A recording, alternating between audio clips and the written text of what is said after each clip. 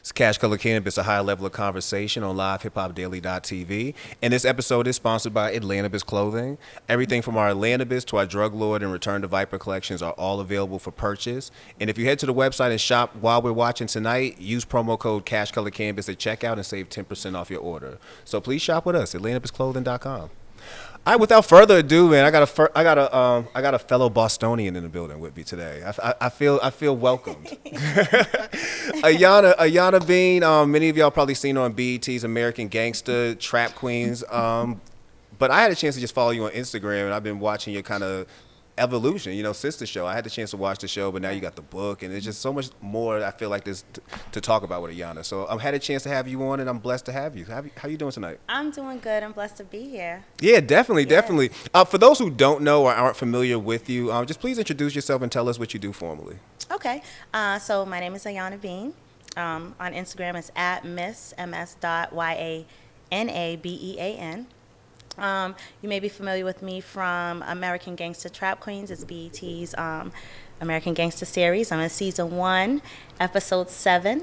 And actually, you can find that on the network. Yeah. And it's also on BET Plus. Turn up, man. Yeah, it was Check a that good out show. on demand. It was a good episode. It was very. I'll get into that later, man. But okay. Yeah, that's dope. Yeah. I've been going through your story a little bit. I've been doing my research. What'd you find? Well, I'm about to tell you what I found. And I know that your life included more than just what we saw on BET Trap Queens. Right. It's definitely music and a lot more. Mm-hmm. But I also heard that in the beginning you thought you was gonna be a hairdresser. Yeah. You've been really researching. I nardawared this. I heard in the beginning, you were supposed to be a hairdresser. You was doing hair back when you was a youngin'. Yes, I was. Yeah. I thought that I love doing hair, and I was like the tightest hair braider you could find. So my friends would, and their parents would be mad at me because I could make your scalp bleed. Ooh, I could braid so tight. I could make your scalp bleed, but I could. The reason why people love me to braid their hair is because I can braid real small hair, real short. So you could do like mine, like if I ever I could braid. That's easy. Okay, that's what's up. Yeah. Your scalp will bleed maybe. You just gave me a flashback. Like you gave me not only a flashback of braids, but a Boston flashback. Like I remember this girl I used to date. Her name was Raquel, and she used to have the Poetic Justice braids. And literally, we watching Poetic Justice. We had Cinema 57, R.I.P. Cinema 57. Oh my goodness, that's a long time ago. We had Cinema 57, and she and a whole lot of other sisters in this building at that moment decided they was going to start burning the tips of their hair. Well, that's what you got to do. Oh, I started lighters coming out all of a sudden. I didn't know that until that moment that had to happen, man. But yeah, I remember that. Absolutely. Cinema 57, I'm that Boston. Right. Well, me too. Yeah. Me too. So you, like myself, you are a native of Bostonian, man. Tell folks what it's like growing up in Boston, because I get so many questions about what was it like, and I'm like, it's really every other city. It's just we perfected racism. Yeah, absolutely. Like I feel like it doesn't stand out from anybody else's city, really. No. We grow up in our neighborhoods. It's the city. You have your suburban areas. You have your hood areas, and but I think that with Boston, it's a lot of metropolitan kind of, and our city's a little small. Yeah. You know what I mean? We're smaller, so it makes us more connected in our communities. That you just cross the street, you're in Dorchester. You cross the street, you're in Mattapan. You're in Roxbury, Hyde Park. It was growing up in the city. Bro, I love growing up in the city. Like of course I still go back. My mom still live up there, so and all my cousins. But I love growing up in Boston. I wouldn't trade it for the world, especially being in other cities. I wouldn't trade that experience for anything, man. Because like you mentioned, this the proximity to everything. Like, absolutely. You could walk down Blue Hill Ave and be in Dorchester and Roxbury with like in the blink of an eye. Absolutely. You're looking at it right across the street. Yeah. You know what I love, though? We also talk about the accents. People always ask me why don't I have a Boston accent. That's not a Boston accent. That's a South Boston accent. Look, my cousin said the same thing. My cousin said it's a South Boston accent that they exported to the suburbs. Yeah. That has nothing to do with us. And should we even say it's a South Boston accent, because South Boston is a lot of Irish immigrants, so maybe that was really a transition of Irish immigrants talking. I don't know, but it's not. What I tell people is, if you ever think that there's a Boston accent, just understand that New Edition and New Kids on the Block weren't that far apart. Right. And they talked extremely different. Right. Like, that should tell you everything you need to know about the Yeah. Boston accent. Yeah, That's not no. our thing. Give a shout out to somebody from Cambridge and they're up there. Oh, the bridge. Yes. Watching from Cambridge. Oh, salute. Oh, matter of fact, shout out to my boy Albie. Albie's another one who, Oh, who put yeah. me on to you. Shout out to my boy Okay. Albie. We went to school together. Oh, Albie's on her episode. We went to school together. I went to I went to school in Sudbury, Lincoln, Oh, Lincoln, Sudbury. y'all Peter Metco Noyes, Curtis Scott. Yeah, we're Metco kids. Y'all Metco kids. I was Boston Public my whole life. I went to Burke. Oh. Don't say it like that. Don't say it like that. I went No, to but that was Burke. different. Yeah, that was different. That was. Yeah, I went to Burke. I also went to Brighton too. I went to Brighton for a Okay. quick second, man. But I went to Burke. So I was Boston Public for the longest. I graduated in Malden Catholic, but I went to Boston Public for the longest. So Now, did you play basketball at the Burke? you Because know, they're known for like. they known for basketball and football, and they also known for. Oh my gosh, I thought about this morning when I was preparing for this episode about how Boston public schools, the way they're built, and you'd have to actually get locked up one day to realize this. They're built almost like to prepare you for getting a job, and also you might go to jail. You know, It probably prepares you to go to South Bay. the way the halls are built, the way they got grates on the stairs. It's almost like they're trying to get you to understand this might also be your life too. You Metal know what I mean? detectors. Yeah. So I tried to play ball up there my freshman year, and then the Burke, we had our issues. You know, they weren't accredited for 1 minute. And, Yeah. I had to get out of there, boy. The Burke was different. Yeah, the Burke was different. The Burke literally was a project that they called a high school. That's what I call it. But I think, I think that it's built up a lot more now. Yeah. Yeah. Yo, you have to now. I mean, Right. we actually got dispensaries in Grove Hall now, so you gotta upgrade everything around you at this point. Absolutely. So I had a chance, like many, to learn about your life through TV. Okay. The BET American Gangster series featured you this past season. How did you actually find yourself involved with the show? Okay, well, there's another Boston native of ours. Okay.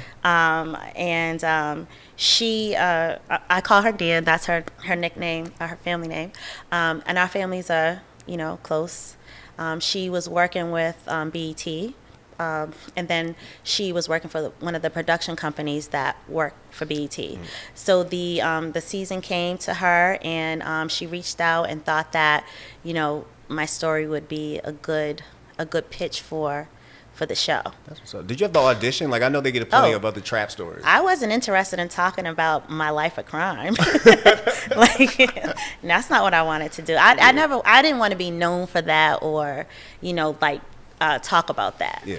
So when she actually, let me backtrack. She contacted my sister, and then when my sister contacted me, I'm like, kidding me, talk to me about what? You know what I mean? I wasn't looking to talk about that. I wasn't, ready for that. I wanted that to really, literally disappear. Yeah. Oh, that's gonna be hard. Right, absolutely. So look how much it disappeared. Yeah. Exactly.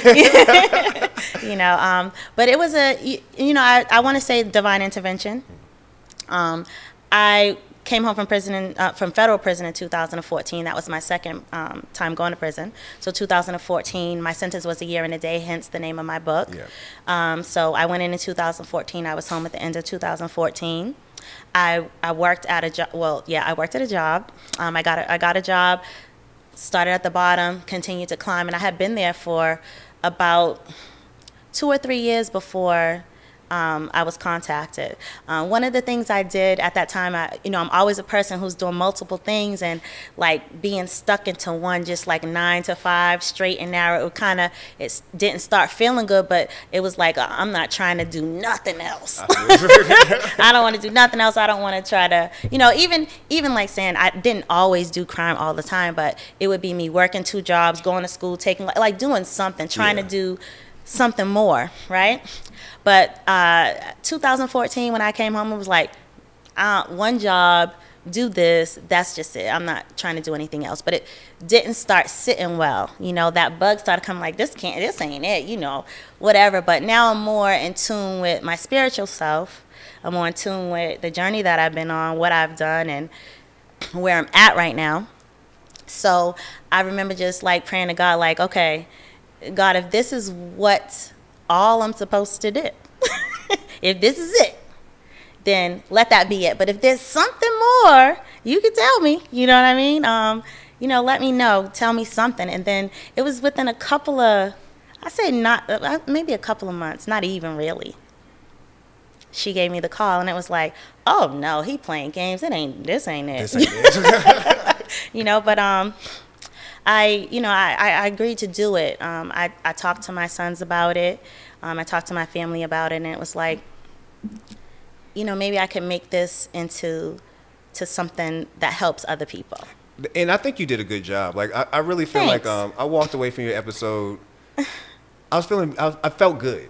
Really? If that makes sense, yeah, I felt good. I felt like you weren't like I've watched American Gangster plenty of times, and I even the episodes prior to yours, and you always get a feeling, and it's not knocking anybody, but you get a feeling that some people are not overly remorseful for what they did, and they weren't overly remorseful for any of the life they lived. But I felt that in your story that there was a sense of remorse, and that you knew you could have done something else, and you're going to continue to do something else and learn from this story. I got that sense from you. Okay. Yeah. Oh, I appreciate you telling me that. No problem, man. So because for me, I felt like, oh, disaster. No, I bet you know. And then your story was But I don't look at it. Your story was so unique because most people on there they sold 80 pounds of cocaine in a day and shit like that. But your story was so super unique that, again, not to promote crime, I thought to myself, I would have did that. I would have did that if I had the chance, possibly. Speak to us about, as much as you can, speak to us about your story for those who haven't seen the show, and how you involved yourself in the life of that you end up getting involved in. Okay, so I worked in higher education, and I started off being assistant director of accounts management and Perkins loan coordinator. So I was working in the financial area, and my position involved handling student accounts. That means receiving checks from the banks, receiving checks from scholarships, different funding that students receive.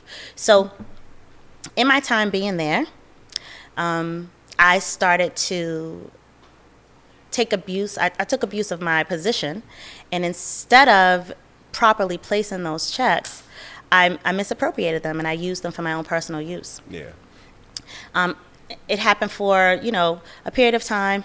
I'd say maybe over 2 years of time, and there was a period of time when I was like, well, it started off like, okay, just this.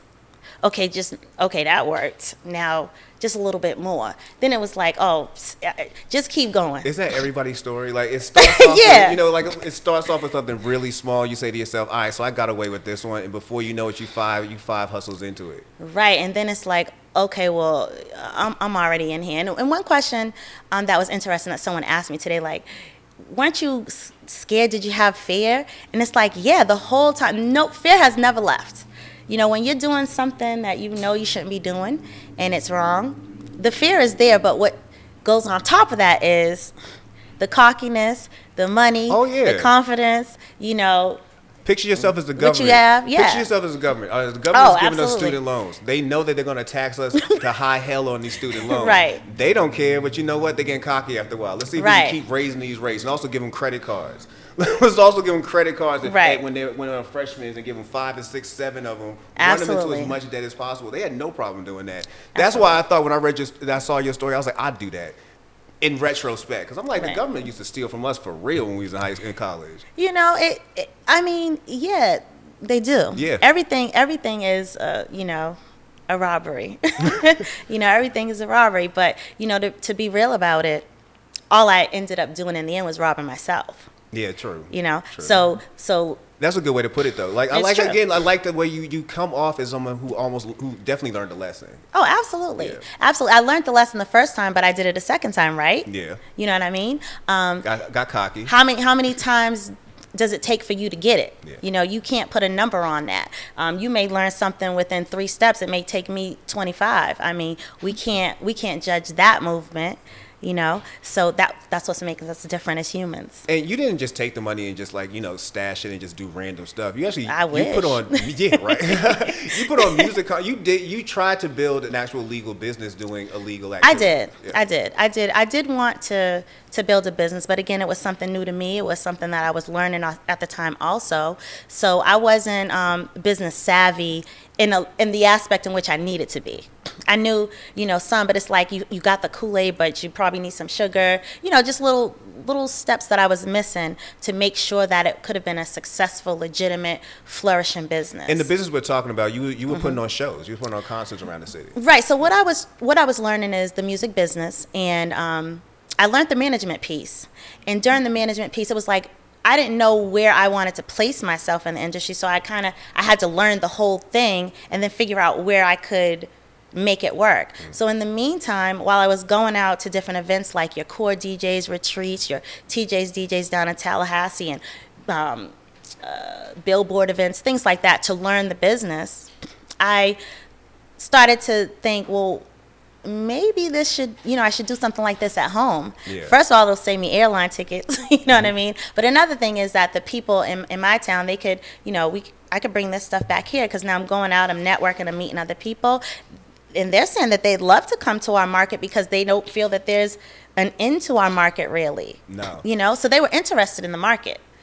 You know, and now you say something, yeah, because what you don't see in Boston were a lot of conferences and things like that. Like, people would come perform. Like, it's definitely a major enough city that you're going to come do a big show, but you didn't see people try to bring the education necessarily. I'm not saying it didn't exist, but I'm just saying necessarily. Like, we didn't have a TJ's. No, we don't have any. We didn't have things like that, but we did have record pools. Yeah. We did have record pools. Chubby Chub in them, man. Yeah, like Right. they existed. Yeah. There was things that existed, but I would say in our neighborhoods, it wasn't accessible. No. And it wasn't there. So what I learned is I met a mentor of mine who was at the time at Koch Records, and I met him at TJ's DJs. And it was so long ago, it was Gucci Mane's first, So Icy was just coming out. So he was there performing, right? So I met him, talked to him, and he's like, he comes to Boston all the time. I'm thinking, well, where do you go? I never, Yeah, exactly. I never see you. You don't do in-store signs. It's like, we do in-store signings, but where do you go? Who are you doing this? Okay, so you're with the radio DJs at 94.5. They bring you to outside of the city or to, you know what I'm saying? So they weren't hitting they weren't hitting the neighborhood. Right, no, they weren't hitting it. No. So he gave me the opportunity when he came up to see what he does, how he does it, and I'm ready I'm hungry. I want to learn this. So he came up here. Well, I can't even remember the first people he brought, but I want to say it was during the Purple City Diplomat era.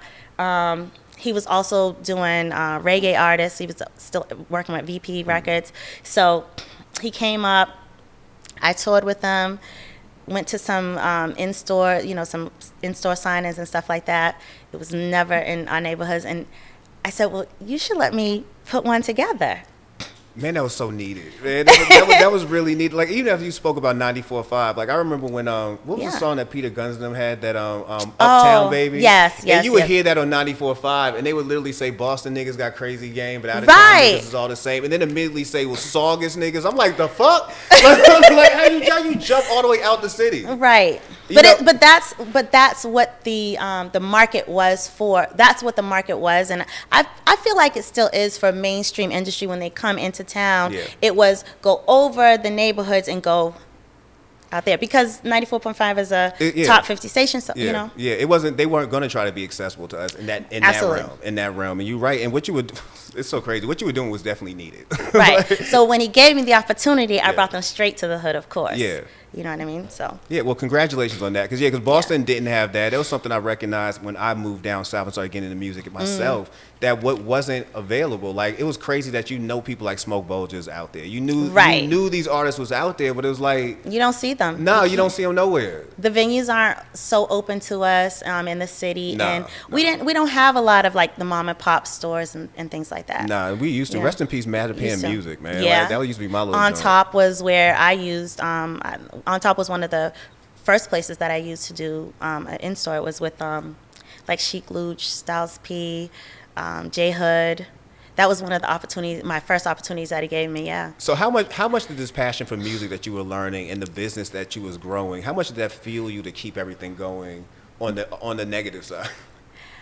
A lot. Yeah. Because it costs. Yeah, of course. It costs. In order for me to travel, I needed to pay for that, and then I couldn't go alone, so I had to bring my kids with me sometime. I was acting, I had an entourage. You know what I mean? But my family was my team and my business partners at the time, so I had to move with them. We moved together. Yeah. Did they ever get an inkling that something was going on around here that was bringing money that didn't have nothing to do with this music that was happening? No, because I had a good title job, so no one knew how much I was making, but it seemed like I had a great job. I had a nice office. I'm working at a prestigious college, so I must be making good money. Makes sense. I could see me saying that to somebody. Yo, she Right. must got bread. Right, You know because what I'm saying? because that's how we think. Like, you just look at Yeah. a certain aspect of someone's, like, you'd have no idea what. I could have been working for that job on a stipend, and no one would have known that. You just would have imagined that it was, something else, because that's how we think. So are you actually still involved in music? I do consulting for people, and I still, I still have my hands in some things. I try to support and help people who reach out to me as much as I can. But with me doing my own project, it's a little, I can't give someone a whole 100%. But I can definitely direct people to where they need to go, or put them on to someone else so that they can get the help they need. Yeah. Yeah. So all right. So you did a year and a day in prison. Like, it's not like you walked away scot free. No, not at all. You did some time. What was your experience like, especially your first time getting locked up? Like, what was your experience like when you got there? Okay, so I can give you two different experiences, because I did state time and I did federal prison time. Oh, federal's gonna be always better. Yeah, to who? To who? Federal's gonna be better, I would believe. I would think federal. I would want to do federal than state. Actually, I don't want to do either one. Let me take that Right. back. You don't want to do nothing. You don't want to do anything. What they did allow me to do is, instead of sending me off to Framingham, they had me do. My first sentence was 6 months in prison and then 3 years probation. So I only had to do 3 months in South Bay, which is now Methadone Mile, right?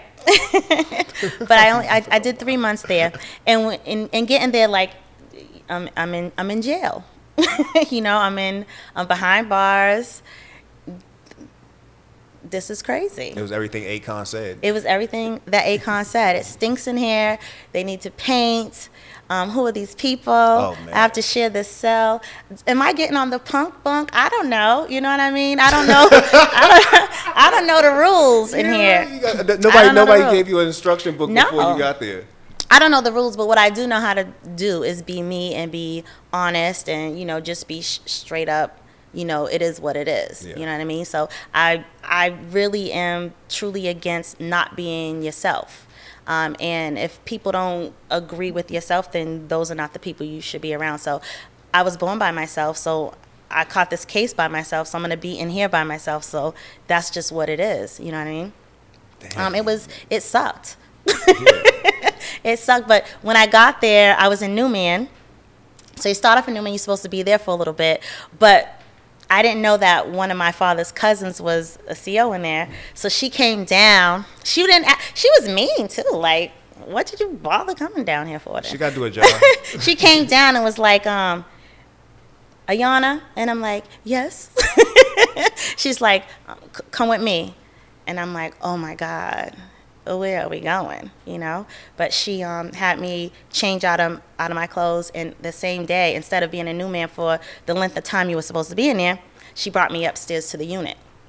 And I was thinking, well, that's supposed to be better? But yeah, it was better, because I don't know what was going on down in Newman. It was horrible down there, and I wanted to get out. So it was cool. And then there was people in there that I knew. One of the girls, actually, Alvin and I went to school with, and I'm like, oh man, she's the CO on the unit. She's gonna tell everybody. But it is what it is. It was just an awful experience. But at the same time, we're all human, right? So she's a person. This is her job. She still has to go home and live her life. The person next to me, they got sentenced. They'll leave out of here, go home and live their life. Pray to God that they do, And we just try it again.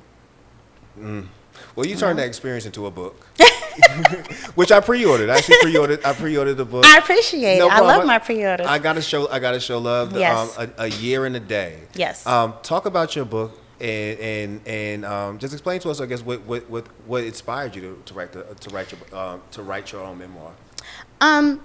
Doing the show inspired me to actually write my own memoir, because when I did the show, again, I wasn't really prepared to do the show. I don't know if you've seen it. You may think, oh, you look fine doing it, but no, I was like this. I wasn't really. Ask me a question, I'm like, what? I'm saying, I wasn't. Although I did it and I agreed to do it, I wasn't fully prepared to give myself like that.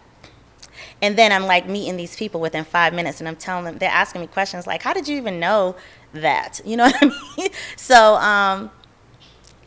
that inspired me to do the book, because now I'm in a different place, and now I'm more open to talking about things that I wouldn't have talked about. And now I get to tell it in the sequence, in the narrative in which I'm comfortable now in telling. Yeah. Because again, like I said, even though I did that, I wasn't prepared mentally to really do it. Doing it brought out some things that was like, wow, I wasn't really ready to do this. And that was going to be actually my next question, because I'm working on a book as I speak. Matter of fact, right before I pre-ordered your book, you kind of inspired me to start writing. Oh my goodness, I love this. Hey, love it. As I was writing, I was kind of shocked at myself, some of the stuff I was writing, because I'm like, oh yeah, that shit happened. Right. How you know what I'm saying, when you was writing your book, how hard were you to write some of the things that you know for a fact you did? Like, as you're writing this, are you saying to yourself, I didn't need to do not one bit of this, but this is now 8 paragraphs. Right. A lot. And I'm telling you that over in the past 6 months. So in the beginning, because this has been an ongoing project for a while, and I'm a procrastinator, and then, again, it's all these other things. Life is still happening, right? At the time that it began, it was different stuff. As time goes on and you get stronger in who you are and your truth, your past, where you're at now, and all that stuff, now it's like, I'm okay with talking about this also. I don't know why I hid that. Stop making it about you and make it about, what do you think that you should be giving to people now? So again, like I said, when I did the show, I wasn't really ready to give myself like that. I did give some. You may think so, but I really didn't. You know what I mean? I still was evasive, I believe. In the book, I could roll with it, because I'm cool with that, because that's what people need to know of me, because that's what someone else is going through. Yeah. I'm just hiding it for what? Yeah. It was for me to go through, for someone else to get from. Have you watched your episode yet? Some. I'm like, I try my hardest not to listen to my own episodes. Yeah, I always wondered how that worked. Like, I really know. People will, every time I go somewhere, feel like, and when you said, and I'm like, I said that? Really? Where was that? And I just hate hearing my own voice, I think. I don't know. It's still uncomfortable to watch. I'm like that too. I don't like hearing my own voice. What have threw me off about watching, if I was in your shoes, would have been the reenactments. Like, oh gosh, that was horrible. Yeah, like, we're doing the reenactments would have did it for me. Because I never told them that anyone was shooting up drugs. I never said that. Like, it's just like you assume that because someone was, this is what you would, that was a little far. Yeah. I didn't say that. So then it looks like I said something because they reenacted that. And I didn't say that. But then I go, like, I had a conversation with someone the other day. All right. If someone's doing any certain drug, whether you're doing coke, however you're doing it, doesn't matter how you're doing it, it's still coke, right? Yeah. You know what I mean? So am I to say, all right, well, they assumed it was that, but it wasn't. But was it the drug, though? Does it really kind of matter how?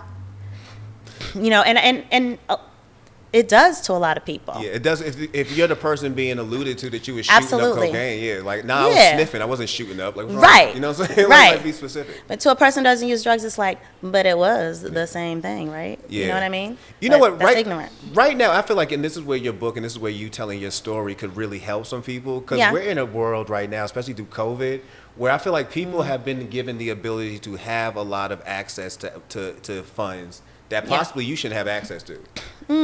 You know, we got PPP loans. You got people out here just cashing out for no apparent reason. What would you say, you know, in this era right now, like what would you say to these kids right now who are trying to, everything from Cash App scams to Forex scams, like people are trying their hardest to find a scam to do. Like what would your advice be to them? I would tell you definitely there's way more other things that you could do than a scam. Yeah. That will bring you, like, again, fast money is never the great money. You know what I mean? Like, the grind of things is the goal. To be able to say, wow, I did X, Y, and Z, and look what came from that. The fruits of your labor, though. Yeah. It means so much more, and you will hold on to it so much more. So now someone asks you for $1, and you worked for that dollar, you're like, no. But when you got it, it's like, yeah, here, yeah, and then you don't have anything left. Right? Facts, man. So if you want to hold on to something longer, I feel that it's important for you to do the work that it takes to get it, and you'll appreciate it more, and it means so much more to you. You know, it gives you all the integrity. And I'm not talking about nobody doing no PPP loans or nothing, because listen. You know how I feel about student loans. I just said it. They've been rolling us for how long now? Just don't get caught. Like you know, and we can't say that people are fraudulently doing them. You know, look at the guidelines. Did you follow the guidelines? Are you under the guidelines? You know what I mean? We're not recommending y'all. We're not recommending y'all do anything. But I'll tell you, my pet peeve is people now saying everybody doing PPPs going to jail. Like you don't know what people are doing. Yeah. You know what I mean? You don't know. We can't assume. When's the book come out? The book is going to release, the physical copy is released on Labor Day weekend. Okay. Oh, I'm ready. Yes. I'm ready. I'm ready to see this. Are you excited about that? I am. I like to see something because, like I told you, I'm very transparent. I'm a procrastinator. So if I start and finish something, I'm like, yes. You know what I mean? It makes me excited that I've accomplished something when I can complete it. Yeah.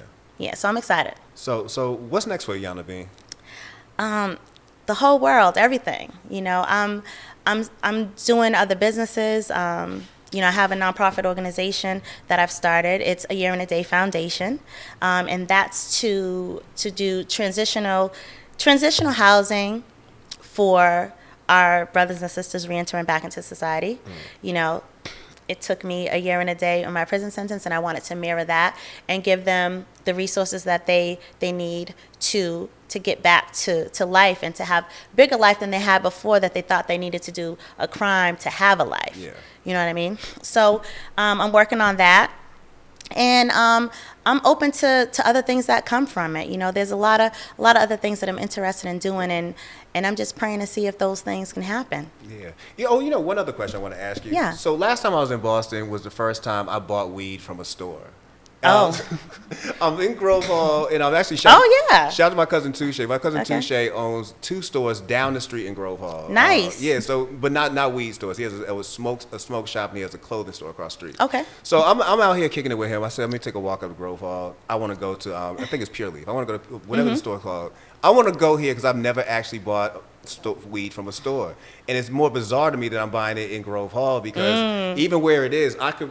When you look across the street, I remember standing there with my friends and all them after school because, you know, the Burke, we'd pour out and everybody just be kicking in Grove Hall. Right. And they was, you know, cops was hard. You know what I'm saying? Like, if you even thought you had weed, you was getting locked up left and right. Now I'm looking at this line of white people down the block waiting to go buy weed from this spot. Isn't it something? What's it like seeing Massachusetts go legal? What's it like seeing Boston in particular? Watching the city we grew up in.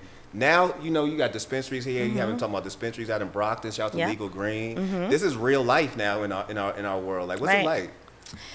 I think it's quite interesting. You know, it's quite interesting when you have neighborhoods where police came in to arrest people doing this, to lock them all up. Some still in prison. Yeah. You know, to now make something legal.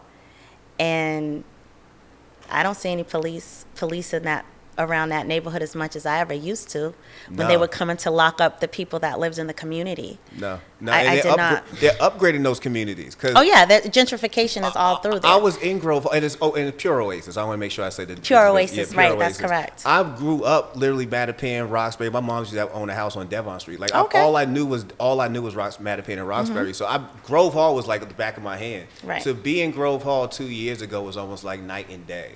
Absolutely. Yeah, it was like night and day, and Absolutely. it's good. You know, some gentrification is good. Like I remember when it was not good. You know what I'm saying? Yeah, like, when it wasn't good. Yeah, I used to be terrified walking down Castlegate. Like that was a scary moment in my life. You could never go into South Boston. No, You know what I mean? Yeah, exactly. not for real. You could not. But one of the great things about it is that Pure Oasis is owned by Yeah.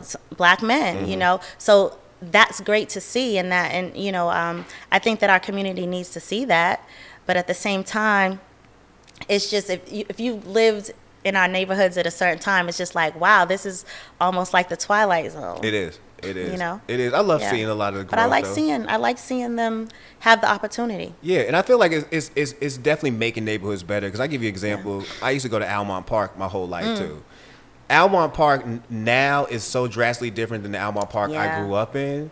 And it's better. You know what I mean? Like, I Yeah. remember, like, it's just better. Trust me. It's like what a park is supposed to It's be. what a park is supposed to be. Like, Right. I would have had fun going to this park. And I wouldn't have been, like, I remember shootouts happening out Yeah, I was there. going to say, well, I never even went over to Almont Park. Stop it. Don't make it sound like my neighborhood is violent. No. They used to call it Murder Pan. Like, that was our old nickname. Murder Pan was a nickname. I used to be so proudful of that, too. Like, yeah, that's where we from. Oh, no, I wasn't proudful of that, but it's like everybody has a name, every hood. Yeah, man. Yeah, man. Ayana, I thank you for coming through. You've been an amazing guest tonight. Thank you. Please tell people how they can connect with you, and please tell people how they can actually pre-order the book so they can get it when it drops Okay. on Labor Day.